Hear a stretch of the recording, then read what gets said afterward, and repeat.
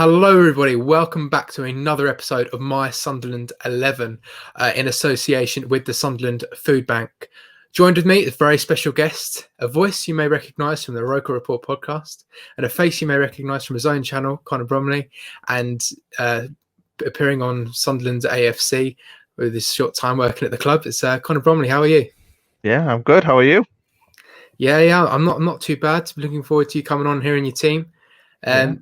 But yeah, no. So, how are you doing though? Like in these times, weird times. As good as anyone else. I haven't properly seen my parents since like September, which is a bit of a bummer. But that is what it is. A lot of people are like that right now.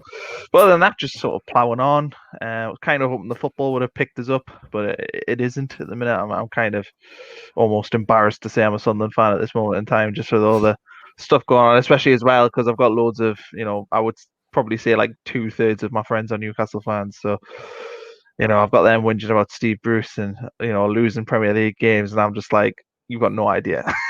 Like, we're getting beat off Plymouth at home. No, that is a real low point, isn't it? Getting beat off Plymouth. And just having those fans, you just say, they're suffering, but they're not in League One, There's suffering. Then there's like the suffering. I would say, like I said this to my brother-in-law, who's a Newcastle fan. I was like, his complaints when he complains to me about Newcastle is like a king complaining to a peasant that he's like fillet steak is slightly overcooked. Like that that's how it feels. Yeah. There's no comparison between what's happening. With the two clubs at the minute. Yeah, exactly. I mean, it's not great, but the reason why I brought this series onto YouTube is so we discuss better times rather than the worst times that are going on at the moment.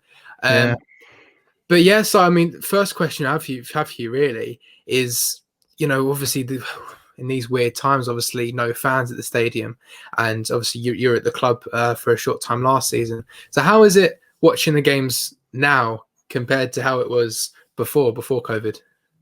Yeah, so I mean, I was at Sunderland for 18 months. So I think I'm lucky in some senses because I didn't have that whole going to the match with my like dad and my brother anymore and my friend. Like that had kind of stopped anyway. So I'm not like particularly missing the social aspects of it. Because the football's so bad at the minute and because we're struggling, I'm also not particularly like I'm almost glad that I'm not having to go and spend, for me, it was leaving the house at 12 and not getting into like 6 or 7 o'clock, depending on if I was having a drink or whatever. So I'm actually glad that now I can kind of just check the team news at 2 o'clock, turn the stream on at like 5 to 3, and then just turn it off at 5 to 5. Like I don't have to waste my whole day watching it. So I think in some senses it depends what club you support. Like if I was a Leeds fan right now, I'd be fuming because I've spent years waiting to get in the Premier League and they finally got there and they can't go. It must be horrible for them. But for us, like we are the probably the best team in the country to not have fans going at the minute because there isn't a club, I imagine, that's going through a more depressing time. I know there's teams lower than us in the league, but in terms of context of what we are and the amount of fans we've got, I couldn't imagine how horrible it would have been being at the stadium like on Tuesday, losing against Plymouth Argyle at home. Whereas at least if I'm at home, I can switch off after I do a podcast after the game and then a video after the game. But at least I can forget about it. I don't have to waste my whole night going. So I'm actually glad, to be honest, that we're not going to football. Yeah, I mean, in some ways, I mean, I can imagine if there were fans in the stadium watching us get beat against Plymouth, that would have not been good. So yeah, it does have its pros and cons, of course. I mean, I do miss the away day, obviously, probably more than the home games, to be honest. But yeah, it's not very nice. But I mean, yeah, it does have its pros and cons. It is easy to just sort of get up and turn the match off, after a bad result. You'd have to face that sort of journey home, especially if I went up to Sunderland because I live down south and going up all the way to Sunderland, watching us get beat against Plymouth and then coming all the way back down again. It's just that quick turn off the computer and that's it really. Yeah. But yeah, no. So that's good to hear though. You're not missing it too much as other people are. As other people are. But my next question really for you, Conner, is, what does Sunderland mean to you in your own words, if that's not a difficult enough question? I think, it's just basically just being an escape throughout life. No matter what happens, moving away for university, I spent a year living in America, which is probably the furthest you can really get away from Mm. Sunderland. But even then, it was still getting up at 7 o'clock in the morning to watch the matches. It's still, made or broke my weekend depending on what happened. It's kind of just something that's a constant in my life. People always link football and religion. It's very cliched. But not being a religious man, I can imagine that the feeling of going to church on Sunday must be similar to the feeling of going to watch your team on a Saturday afternoon. That's the only thing I can really link it to. It's been that important. I think I went to my first game when I was 4. My dad did a good job of indoctrinating me into football. He's not actually a Sunderland fan, my dad, because he's not from here. So I've kind of I'm almost like an honorary Mackem, I suppose. I'm not from Sunderland either. I'm from like Northumberland, which is traditionally a Newcastle territory. So I've always had as well the battle because the majority of my friends at school were Newcastle fans. During the time I was at school, Sunderland were terrible. We got record relegations twice. We didn't win a derby game while I was at school.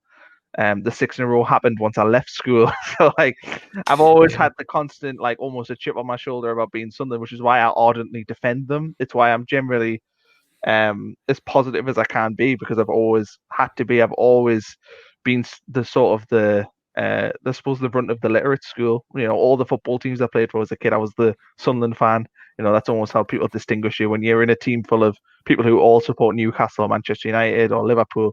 I was always like he's a Sunderland fan, and that's a bit weird. So Sunderland to me, it's basically just been, a lot of my life. And I've dedicated a lot of time to it doing the fanzines. I managed to work for the club, which had its ups and downs. It's fair to say, a blessing and a curse in a lot of ways. But it's taken up a lot of my existence so far, and I'm kind of happy now. While I was disappointed to not be working at the club anymore, I prefer being a fan than I do being an employee. Mm. Far more. It's far better for me, and I'm glad that I can have my voice again because for 18 months you have to sit and watch, especially internally. You're watching the club die, and you're actually seeing the inside of the club die, and you're there, and you Yeah. know what the problems are, and you can't say anything, and you have to try and be positive, and that's difficult because not many people work for a business that they're actually a fan of. If you work for Sky selling TV, you're not exactly a supporter of Sky. Yeah. Whereas if Yeah. you work at Exactly. there's not many sort of businesses where you're actually invested emotionally and professionally. So I'm glad in a lot of ways that I don't work at the club anymore, and good to have the experience. Because it's shown me behind the curtain, but I'd rather be on this side of the curtain than behind it. Yeah, yeah, I see what you're saying. Yeah, I can imagine it's really tough, working in the club and obviously from the outside looking in, working in the club you love and whatever. That's like a dream, and I'm sure it did seem that initially. But when you're in there and you see things around you that just are killing you inside, and Yeah. I'm sure it's tough to see. It's tough to see. But you obviously you did touch on you went to school with a lot of people that weren't Sunderland fans. And I have to say it's the same for me as well. Going to school with loads of Tottenham and Arsenal and West Ham fans, and just being the only Sunderland fan in the Yeah. school.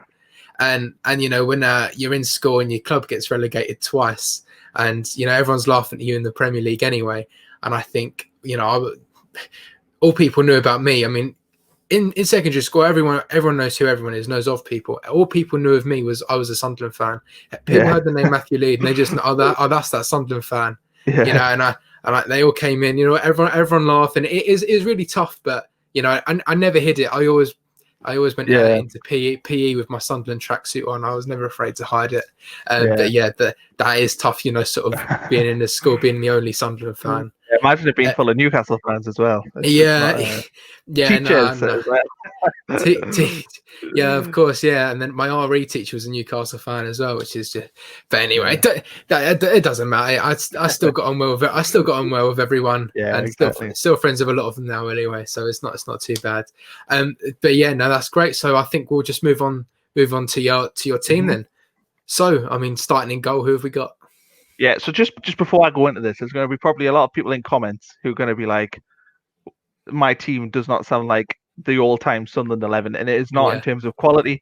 It's not in terms of things they've done, things they've won, etc. But this is like all the players that are selected are like personal to me. I have personal reasons why I like them, is in their performances or whether or not I've known them outside of football since then. So you'll look at the 11 in goal. That is not Sunderland's best ever team. That's not what It's this your is meant to opinion. be. It's It's your my opinion. and I'm aware that this isn't the best team, but this is the team that I like the most. So in nets, I went with Simon Mignolet. Yeah. The reason for that is I thought he was. I feel like he's just been the best keeper that Sunderland have had during my time of watching. Thomas Sorensen was just as I started watching football, and he used to irritate me because he used to like come so far off his line, and as a 6-year-old, it used to infuriate us when we had a corner. He'd be like, it felt like he was on the halfway line. He probably wasn't, and it used to do my head in. So I never used to like him as a goalkeeper for that stupid reason. But Mignolet was such a good shot stopper, and I remember, the first 3-0 against Newcastle.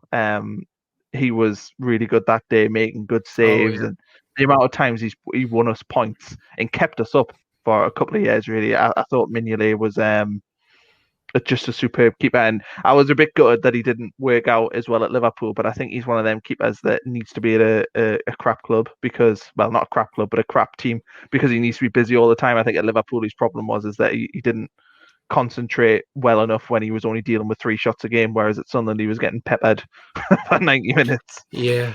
Yeah, absolutely. Yeah, no, Mignolet is a great keeper. I completely agree with you. That 3-0 win at the Mags, yeah, it was superb that day. And we always did quite well with goalkeepers as well. So it's not like we haven't got hardly any to choose from. It's a shame we don't have that scenario now, really, isn't it? Yeah. But yeah, no, that's great for the goalkeeper. Move on to your wing backs. So we'll start with the right back first. Yeah, so Phil Bardsley's the guy I've went with. He's a player who, at the time, to be honest, I to and froed with him. I wasn't necessarily a big fan. I felt like he often made mistakes, which he then corrected in like a big slide tackle or something. So there was times where I found him frustrating. But now I think back to the amount of good memories he sort of gave us, and there was that Man United game in the League Cup where he scored a wonderful goal, which the keeper had no chance with. And there was a few other, he scored goals from right back, which we weren't used to seeing, but he was also a player that kind of wore his heart on his sleeve. And to be honest, when we were in the Premier League, we never actually replaced him once he left. He left in 2014. We didn't have a consistent right back. We got Billy Jones. Yeah, exactly. And maybe that's why Phil Bardsley looks so good now. But he was a player as well. Sort of when I first got my season ticket was like 07, 08, and I remember he came in that January. And he was there for about 6 years, and I always rated him as a player, and I always thought he wore his heart on his sleeve. And I think in terms of a player, not the best ability, but you knew you were going to get, at least a 6 or 7 out of 10. You knew he was going to try his best, and he might pop up with a screamer. So he goes in at right back. Completely agree with you. Brilliant. Your left back. Have you gone with a left back? Left back, Kieran Richardson. I don't necessarily think left back was his best position. Steve Bruce kind of put him there 2009-10 season. But I thought that if Richardson could have nailed that position down, he had all the qualities for it. He was quick. He had good crossing ability. He was good on set pieces. Defensively, maybe a little bit of a liability, but to be honest, I kind of accept that in my fullback. Certainly, a modern day fullback is not going to be brilliant defensively, as we know with Denver Hume right now, who's very good going forward, but isn't so good coming back. But Richardson had to get in this team, and I didn't feel like I could sacrifice one of the forward players for him. So I've slotted him in at left back, which is probably where he played most of his football at Sunderland.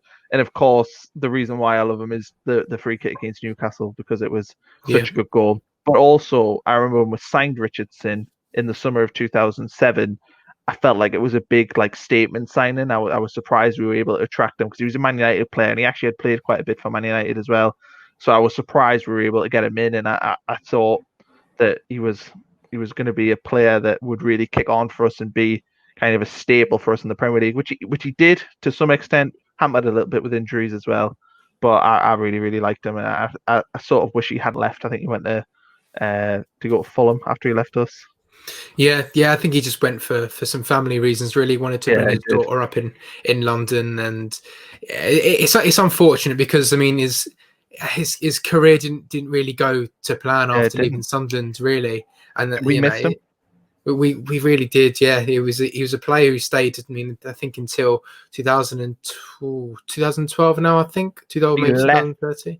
He left under Martin O'Neill, and so O'Neill took over 11-12. He left that summer. So Yeah, you're Yeah, right. no, it's 2012. really, really disappointing. But at least he has that legacy to live on, especially with that free Yeah. kick against the Mags. Brilliant. And then so we'll go to your centre backs. So first, Yunus Kabul, a player that we only had for a season, but Yeah, in that season he kind of proved himself. To be honest, initially played what I think it was Leicester away. We got beat 4-2. Looked like yeah, a terrible result in the day because they were a team everyone expected to get yeah, sort of relegated, and they yeah, ended up winning the league. But he was poor that day, but he kind of grew and he built that partnership with Lamine Kone. And to be honest, one of the reasons why I think we got relegated under David Moyes was getting rid of Kabul because I've since found out from people who were at the club at the time that Kabul was kind of the link between the French speaking players and the English speaking yeah, players. They got rid of Kabul and they didn't have anyone who kind of mingled in both. mm, And if you think about it, even in the simple sense of when you're at school, you would have two sets of friends. They wouldn't really mix. They would sit on different tables. But if one person mixed with both, then you're more likely to have mixing. yeah. So getting rid of him was criminal at the time. But I really liked him, and that assist he got against Newcastle was phenomenal. And That was incredible. yeah, so he was a good Yeah, player. yeah. Absolutely. I mean, Yunus Kabul. I mean, I agree as well. He had that. He had to have those few games until he proved himself. I was at Bournemouth away as well, where we lost 2-0, I think, and he played really, really poor that game. And I think it was only until we played Tottenham at home, and he had something to prove against Tottenham, and he started to run down the wing, which we've never seen from a centre back before, and do some step overs and take some players on. And Yeah. that's when it changed for me. So Kabul, yeah, again, that's just one of the players we lost, and part of our demise really from the Premier League. But yeah, his defensive partner, who have you gone with? I went with Johnny Evans. We didn't actually ever own Johnny Evans. He was loaned twice from Manchester United, but he was actually very important to getting us in the Premier League and keeping us in there. He was vital. I don't think even he lost one game. I think when he came in the Championship season.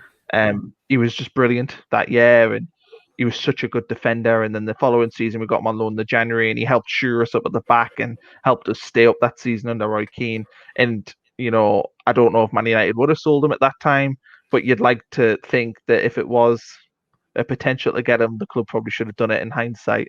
But again, if Man United don't want to get rid of a player, they probably don't. So I think Johnny Evans, again, maybe not a player that people would expect to see in here, but he was kind of the first defender that I really, really rated when I first properly started getting into football and watching it religiously every week. He was sort of a player that I thought, wow, he's a very good defender. And even now, what he's playing for Leicester, and he's still yeah, one of the better players in the league. So that's my back four. brilliant, solid, solid. We'll go to your wingers now. Who have you gone with on the left? Left midfield, I On the went with left. Julio Arga. Yep. Arg as he's a player that he doesn't really need much said about him. He stuck with us when we got relegated. He came in when things were good at the stadium. I liked. He was very good in the promotion campaigns, and since that point, he's been almost well, not necessarily ambassador, but he's been a very positive person talking about Sunderland. His Twitter account's very positive about Sunderland. He played for South Shields. He's stuck in the area. I know he's moved back to Argentina now, but he's still passionate about Sunderland. And I've spoken to him quite a few times since then. He still keeps up with things happening at the club, and he always does interviews with fans if they want and talks to them and interacts. So he's a great bloke, but he was a great player as well. Very tricky winger. I think he very easily could have played for a club that was playing better. He probably could have moved to the Premier League in 2003, and he didn't. He stuck with us. So I really, really like Julio Algar, and he was a top player, could play left back and left mid. And I think as well, if we're looking tactically here, having Richardson left back who likes bombing forward and Algar with him who's a bit more defensive, they could have a good partnership together down that left side. So I was kind of thinking pace there, pace Mm. and trickery. That left side will cause the teams a lot of damage. Yeah, no, completely agree. I'm sure he'd get into a lot of people's 11s. A player I was never fortunate enough to see because I'm too young, unfortunately. But but yeah, no, good choice. Running down the right, who do we have on the right wing? So on the right wing, he wasn't really a right midfielder, but Stefan Sessegnon was just Yeah, he's a majestic incredible. player. Very up and down, very inconsistent, which is sort of what you expect from a tricky player. He was a luxury player, but when he played well, we played well as a general rule. And there was a period under Martin O'Neill where our performances were dictated by Stefan Sessegnon performances, his partnership with Nicholas Bentner. I know fans probably don't like Nicholas Bentner all that much, but him and Bentner actually had a very good relationship together, and I think they missed each other the following season. But I really, really like Stefan Sessegnon, and I was shocked, to be honest, that he never ever. I know he played for PSG, but he didn't play for PSG when they were the PSG now. He played for a lesser PSG. But when he went to West Brom, it didn't work, probably because Tony Pulis was the manager. Actually, was Pulis the manager? It might have been Steve Clark at that point, but Pulis had him for the majority of his time there, and it didn't work. And I felt like he never ever achieved what he should have achieved. If in terms of quality, there weren't many better players technically than him. Very wasteful in front of goal, but I just enjoyed watching him. He was just a player that excited fans. You would go watch Sunderland, and he was the player everyone would look for and go, "Oh, he's a good player, and he'll play well today, and he's the one to watch." Yeah, no, yeah, exactly. Completely agree. That quality that man had, just the magic in his feet to do something, and also how he linked up with Bentner. A game that sticks out to me was QPR away. We won 3-2. We went up with 2-0 lead, and they linked up so well that game, and they scored in that game. And yeah, Sessegnon. I mean, as soon as I sort of started properly getting into football, Sessegnon was that main player for me. He was unreal. He was absolutely unreal. But going into your central midfield now, who do you have? So I've went with a partnership that I think as well would probably do well tactically, but we'll go first. Jordan Henderson. Of course, we know what he's done now with Liverpool, but I remember when Henderson was kind of coming through the ranks, and I was desperate to see Sunderland produce an academy player that was, potentially going to be the club captain. That was kind of that's what you want to see as a fan. And he came through initially as a right midfielder and then moved into central midfield. But you knew that he had something about him. His performances often were up and down. He wouldn't necessarily consistently play, 8s out of 10s every week, and sometimes he would drop in a 4 or a 5. But you knew that he had something about him. And one of the things that gets me with Henderson is I remember being at games, particularly away games, where fans would get on his back and weren't necessarily supportive of him. And you see that now, for some reason, I feel like our fans, some of them, this isn't all of them, this is a select few, for whatever reason, do not give slack to our young players coming through the ranks. And you saw that with like George Honeyman was, lambasted by a lot of fans and they didn't like him. And you see Denver Hume gets hammered quite a bit at the minute. And Jack Diamond, I've seen bits about him recently. Elliot Embleton gets it. It's almost like there's a standard that held to it's a bit higher by some people. And I don't quite understand that. When a young player comes through like Jordan Henderson, you've got to remember that it's his first steps into professional football. He's going to be inconsistent. He's going to make mistakes. And you've seen now what he's became is justified. You look at what he's achieved at Liverpool, and could people see that when he was coming through at Sunderland? Probably not. I didn't see him being that player. I was surprised that Liverpool bought him at the time, but now you look at him and what a footballer, and it's a shame that he didn't spend a couple more years at Sunderland, because it would have been nice to have him as a captain. Because I don't think he ever really captained Sunderland. He might have captained the odd game, but he wasn't actually the captain. So it would have been nice to see him do that. But I just really rated him, and I still rate him now. And I always get into arguments. I remember a few years ago there was I can't believe John Joe Shelby's not going to the World Cup and Jordan Henderson is. I remember that one, having that argument many times with Newcastle fans. And it's quieting down now, I think, after he's won a Champions League and a Premier League. Yeah, of course. But yeah, I really, really like Jordan Henderson. Yeah, Jordan Henderson. I mean, we've got to remember as well that he was a mainstay in the Sunderland 11, like starting 11 when he was 19 years old. In the 9-10 season, 19 years old, playing in, in a team every single week. I think our supporters are harsh on players. I remember Kevin Ball. One of his stories was, in his first week, he was in a like a fish and chip shop in Sunderland, and this Sunderland fan went, "Are you Kevin Ball?" And he was like, "Yeah," and he just gave him horrible criticism, in a fish and chip shop, because I don't think our fans, we don't just like a player straight away. They have to prove something, and boy has he proven. Even Liverpool fans as well criticised him a lot. But I mean, look what he's doing now. And to come through at the age of 19 at Sunderland, I mean, I would have loved him to stay. And when we were in the Premier League as well, it wasn't like, we were fighting relegation. We finished 10th the season before. So he could have stayed for a bit, but in the end, he's done really well for himself, and we're nothing but happy for him anyway. But but moving on to his midfield partner, who have you gone with? Don Hutchinson. He's Yeah. a player that when I first started watching Sunderland, he was in the team, and I think now looking back at it retrospectively, you can kind of pinpoint our demise from the 7th place and the 7th place, and then we finished 17th the next year in 2001 too. Hutchinson left in the summer of 2001, and I don't think we ever really replaced him. You've got to remember as well, he was only there a season. 99-2000, I think Phillips scored 30 goals, won the Golden Boot. Niall Quinn got like 14. The next year, Phillips's goals dried up a little bit, but Hutchinson, I think, scored 14 goals. He helped us so much, and he was the perfect box-to-box midfielder. I think he left because of a dispute with Peter Reid, and we never replaced him. And he was a player that I just wish we'd had the next year, because he probably would have helped us stop that downward momentum that kind of creeped in after we finished 7th in 2001. So he's a player I like. He's a player that I think we've never ever had a goal scorer midfielder like him since this point. He was the last player I imagine Sunderland have had in central midfield to have scored 10 goals from midfield, or certainly who isn't a winger. And the goal dust, goals from midfield. If you've got a midfield that was getting 10 goals, then they are really goal dust. And of course, he scored against Newcastle as well, which is always a tick. Yeah, apparently he is a Newcastle fan as well, or something. He's from Gateshead. Yeah, he was a Newcastle fan. He was, but not anymore. Not anymore. I don't think. Yeah, I've seen him down here before. I think he lives down here now, or something like that. But yeah, no, I mean a great player as well. One again, I wasn't fortunate enough to see, but yeah, well, a great player, 100%. So that's your midfield and defence done. Now we're going to move on to your strike force. Now this is people are going to score the goals. So who have we got?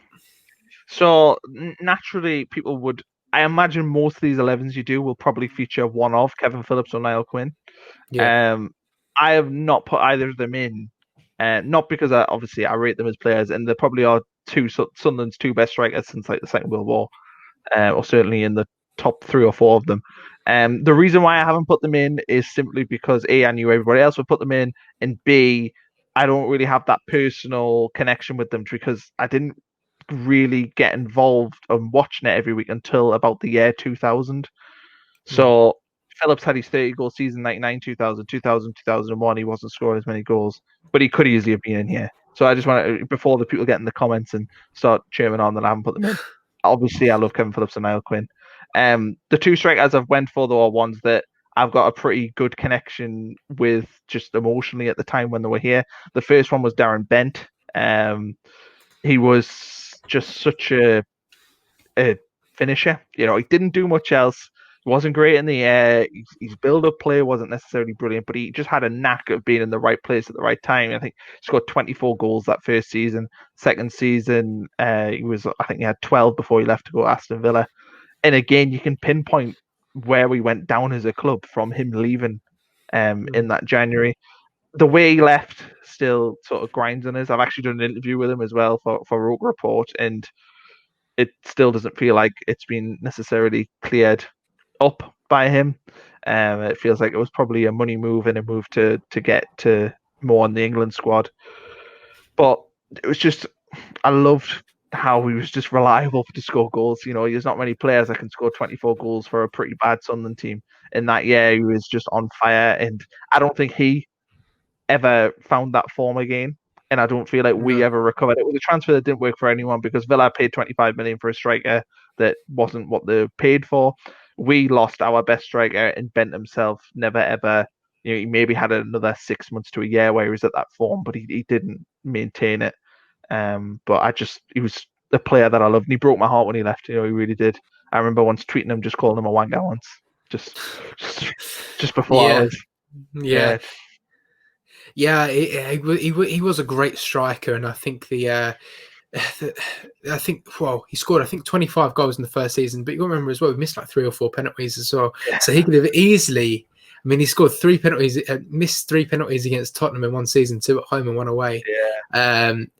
He could have easily scored more, and just a great player. I think if he stayed at Sunderland for a few more seasons, he could have became like a legend. To be honest with you, he could have become one of those great players that we we still remember him now. But you know, He's not and loved, you is got he?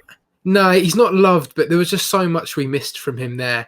And Yeah. a common thing in this Sunderland team as well that you've picked is players' career that have gone downhill after leaving Sunderland as well. So I don't know, it's the Sunderland bug, isn't it? Where Yeah. people leave and then they do really bad. But I mean, can't say I it for think Henderson, the only two which really haven't are Henderson did well when he left, and Johnny Evans has done well Johnny since then. Evans. They're the Yeah, only two that particularly have. everyone So else.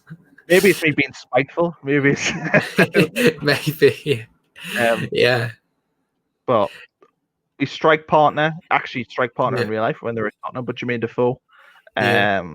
He doesn't need much of an introduction. No. At times, as a fan, I found him quite frustrating to watch. Similar criticisms to Darren Bent in the sense that you often played a game and they weren't particularly involved, but he was just a natural finisher. But different to Bent, he scored really good goals. You know, he would Mm. score like that one he scored against Newcastle, but there was countless other ones that were just superb goals that he didn't have any right to score. And that's what I liked about him over Bent, because Bent was very good at scoring your tap-ins and scoring your one-on-ones.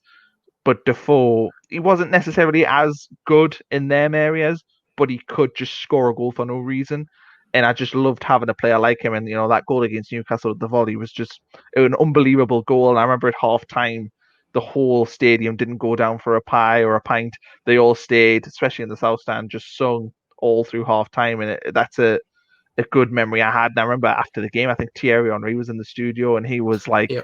flabbergasted. And he was like, you know, I don't like to, I'm not a Sunderland fan, but I'm so glad that Sunderland won today just because of the fan reaction. And they're the kind of days as a fan that you cherish, you look back on and go, wow, that was, we've had a lot of bad things happen at the stadium life, but that was one of them really good days. And Defoe was pivotal to that, and the fact he was crying on the pitch, and you felt like the club meant so much to him, even though he's not a northerner. And you would you would naturally think that somebody like Jermaine Defoe wouldn't, because he's a southern player that don't necessarily always fit in well up here, but he did. He just fit in like a glove, and it was one of them moves. It was just a match made in heaven from the start.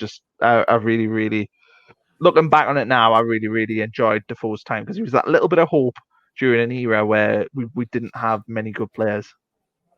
Yeah, no, completely agree. Yeah, Defoe's definitely one of players I've got one of a great memory of. You know, just that he can create his own chances. You know, I mean, even the formation we were playing, I think it was a 4-5-1, and Yeah, he's very isolated as a striker, but he still managed to get 15 goals in yeah, one Premier League season. You know, just that if he got 2 touches in the box, you could almost guarantee that he was going to score. You know, just countless times, you know, I can think of, and as you say, not just tap-ins, but great goals. And I think that was the same with Kevin Phillips as well, where they'd score volleys, they'd score goals outside the box. Just give them the ball, and they just know exactly where the goal is. And as a player, you know, I mean, he was never going to come down to the Championship with us, but a player who really got us, and what he also did for Bradley Lowry and that the foundation, and how he has an OBE now. He's just a great guy on and off the pitch as well. no, he is a good guy, and I think he was one of them where it's just a shame that it ended with us getting relegated. But he's done really well at Rangers as well at the minute. You know, I mean, he's not playing as much now, but he's done well since leaving Sunderland after initially going to Bournemouth and not really getting played. So Yeah, I'm glad he's kicking on and still getting goals. I think the age is at now as well, and the quality of the league that he's playing in. I mean, I think the Scottish Premier League is pretty much the same quality as maybe the Championship, or you know, something like that. But yeah, the age is at now. I mean, he's possibly like 38 now or something like that, and I'm sure certainly he's that. I'm sure he's still really fit as he's ever been. You know, Yeah, and no, he will. that's one great thing from him as well. But yeah, so your team's going along the bottom now, and yeah, that's a great team. Simon Mignolet, Phil Bardsley, Eunice Cabal, Johnny Evans, Kieran Richardson, Stefan Sessegnon, Jordan Henderson, Don Hutchinson, Julio Arca, Darren Bennett, Jermaine Defoe. That is unreal. And if you had a manager to manage this team, who would you Yeah, choose? sort of to and fro. There was 2 candidates in the running really. Yeah, One of them who I didn't pick was Sam Allardyce, and I felt like Sam Allardyce was the perfect Sunderland manager. yeah, Um, he was somebody I always wanted to manage the club, but he wasn't here long enough for me to pick him as my manager. So I went with Roy Keane. Mhm. I loved when Sunderland brought Roy Keane in because I felt like he brought the stature of the club up. We had, I think Sunderland does very well when we've got like a true leader, and Sam Allardyce was that as well. He was a leader of the club. Mccartney was like that. Peter Reid was like that. We seem to thrive on having these big personalities as our managers. And Roy Keane kind of instilled a pride in something that we hadn't had for a while. We had them 2 horrible relegations, and it felt like the club was yo-yoing between the two, and you just knew Yeah. that Roy Keane wouldn't accept. He wouldn't accept that. He had standards that I think we needed at the time, and he came in and revolutionised the club. He set us up for 10 years in the Premier League. While the 10 years weren't necessarily amazing, you can't take anything away from Roy Keane, because what he did was he got us up. The first season, he kept us into the Premier League, quite comfortably in the end. And then the season after that, he made a lot of mistakes, but he did bring the caliber of player up. I remember we signed Jibril Cissé, and I was like, wow, like we've signed Jibril Cissé, who's won the Champions League with Liverpool and played for all these amazing clubs, and we brought him in. I was like, wow, like he's taken it up a level. And a lot of the bit players he brought in that second season, Anton Ferdinand was a player I like. George Mccartney, obviously we knew him from playing for Sunderland previously. El Hadj Diouf was a name. I mean, he wasn't a player I particularly liked, but he was a name. We brought in Steve Malbronk as well. He lifted the caliber of the club up, and it felt like he was lifting the standards. The way it ended wasn't brilliant, but I read his book, a couple of years ago. He talked about his time at Sunderland, and you could tell there was a lot of regret that it didn't work, because I think he thought that him and Sunderland were a good match. And in a lot of ways, I wish he could have a second crack at it, because I do really like him, and I love him as a pundit on Sky as well. I still, really really like the guy, and I think he's got a lot to offer football. So he's my manager, and I think he would do well with that squad. I think he probably would get a bit foreman with like Sessegnon, but you got to cope with that every once in a while. A player who's a bit more volatile. Yeah, exactly. The standards that man had were just incredible, really. And I think he's a player that I think modern football really misses now. Yeah. He isn't that like happy clapper. He just says it how it is. You see him on Sky, and he's very different to everyone else, and he brings something completely different, a different kind of analysis. And he's still great to watch now, and I think it's something that we really do miss now. So hopefully one day we might see Roy Keane back at Sunderland in some capacity. Maybe. Hopefully. Yeah, exactly. But no, that is fantastic. I mean, thank you very much, Conner, for coming on and telling us your favourite ever Sunderland 11. I will say once more that we are in association with the Sunderland Food Bank. So it's great work they do in the city, providing for people that are in need. I'll leave a link to them in the description below on how you can get involved and help donate. I'll also leave Conner Bromley's YouTube channel in the link in the description as well. But yeah, thank you very much for watching. Give this video a like, subscribe to the channel as well, and we'll see you all in the next episode.